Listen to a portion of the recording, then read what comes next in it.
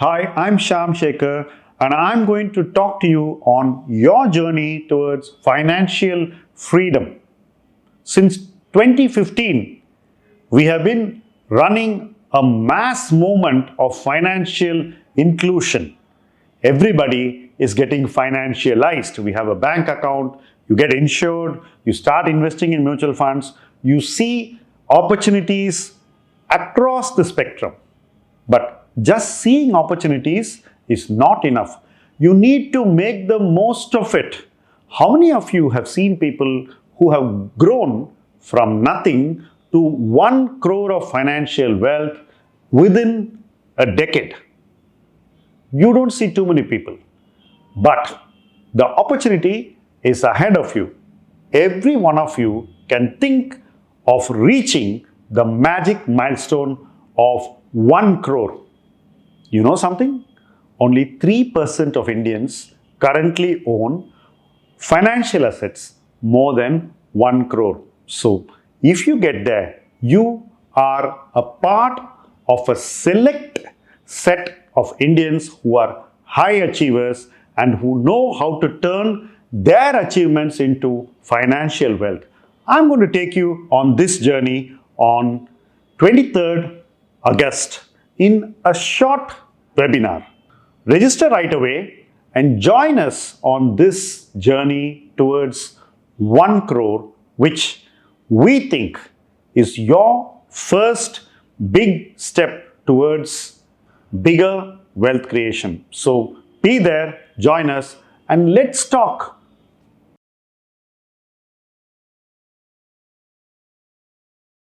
This Saturday at 11 a.m., we have two interesting webinars lined up for you. First one is on the topic Outlook on Thematic Mutual Funds. And the second webinar is on the topic The New Consumption Playbook. What's happening in Bharat and India? The registration links for these webinars are given in the description below. Hope to see you all there. I'm going to talk to you on the topic the DNA of a good advisor. I have been an investor for more years than being an advisor. When I was an investor, I am on the other side of the fence. So I have been watching and observing how advisors see themselves, how they want society to see them, and what it takes to get those two in tandem, to be in sync. The first thing that comes to my mind is acceptance. An advisor wants acceptance. He wants people to accept his way of thinking. How do you get acceptance? This is where the DNA of a good advisor begins to start playing out.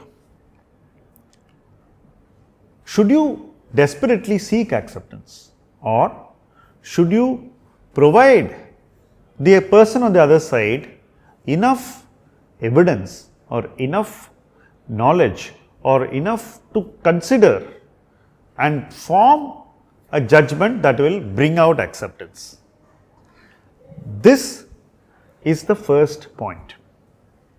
If you have to give out things to another person, if you have to communicate to him adequately, then you need to have a certain frequency of communication.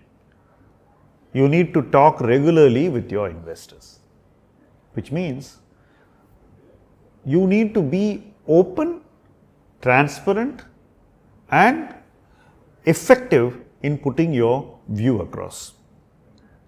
The next point which you need to bring in is you should not actually sell. And this is a very, very important point.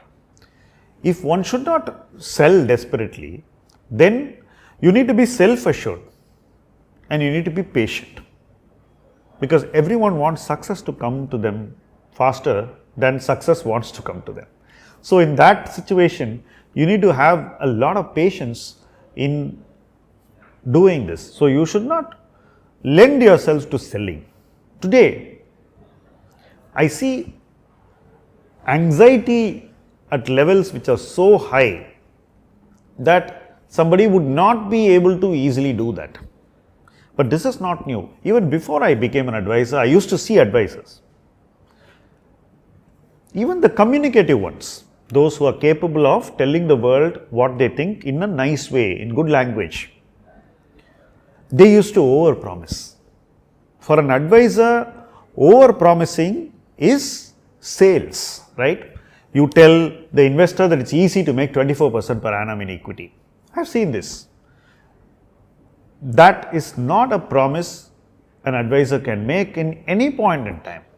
But to convince that person, to win his approval, to win his confidence, and to get full acceptance, you promise more.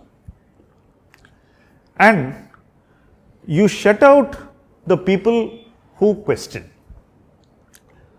You don't try to convince them by addressing their concerns, by addressing their queries, and by telling them what they need to know. So you don't educate.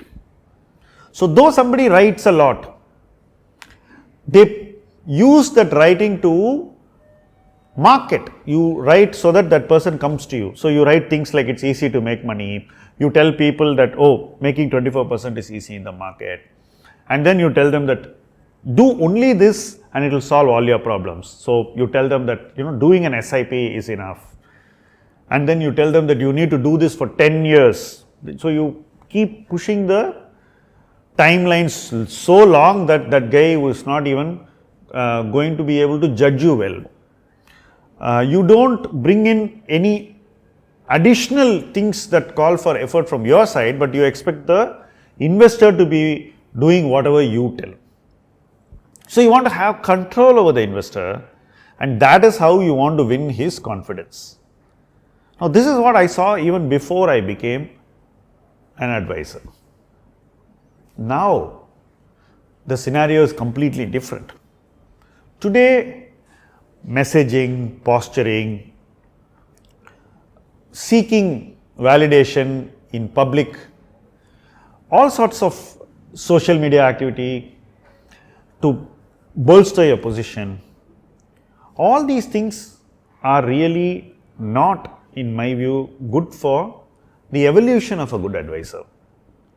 I still think that the DNA of a good advisor must have a few basic things. First, communicate regularly and communicate transparently.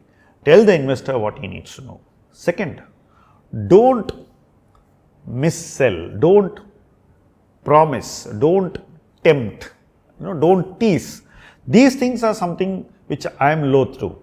Some typical ways of doing it is by saying that, oh, I have done more returns than, let's say, the benchmark, or I have done more returns than my peer, or see, my portfolio has these winners and therefore it's must own for you, or I did this and only I did this. Now these things are very good in the past context, but the investor coming to you today is coming to you for the investments you are going to make tomorrow. So talking about yesterday is actually not going to give him confidence. So you need to tell him what you're going to do for him, and you need to tell him clearly what he should expect. Talking about returns, which is a promise, which is an over promise most of the time, is something which a good advisor would not do.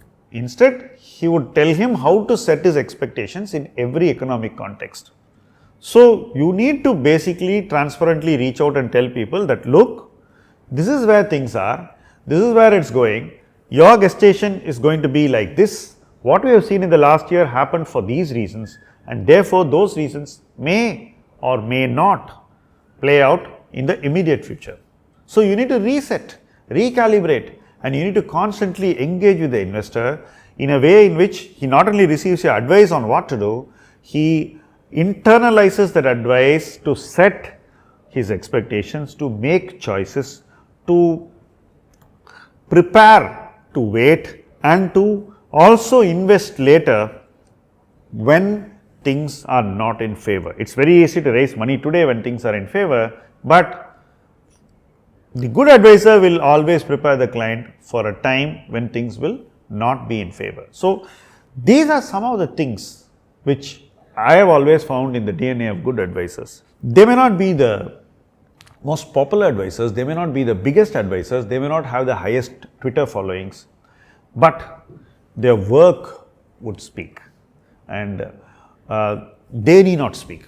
So, that's essentially what I think an investor needs, and all our popularity, the way we present ourselves, the way we exaggerate our performance, and the way we extrapolate what you have done in the past as if it's a certainty in the future, are all things which a good advisor would not do. They would not be part of the DNA of a good advisor. So, a good advisor would restrict himself to the future, restrict himself to what's good for the client, stick to what he needs to do for each client, not generalize, be very specific, set expectations realistically, recalibrate when economic context changes, and always be there to give that investor information, confidence, counsel, and also comfort whenever he needs it. So, that in essence is what I think is the DNA of a good advisor.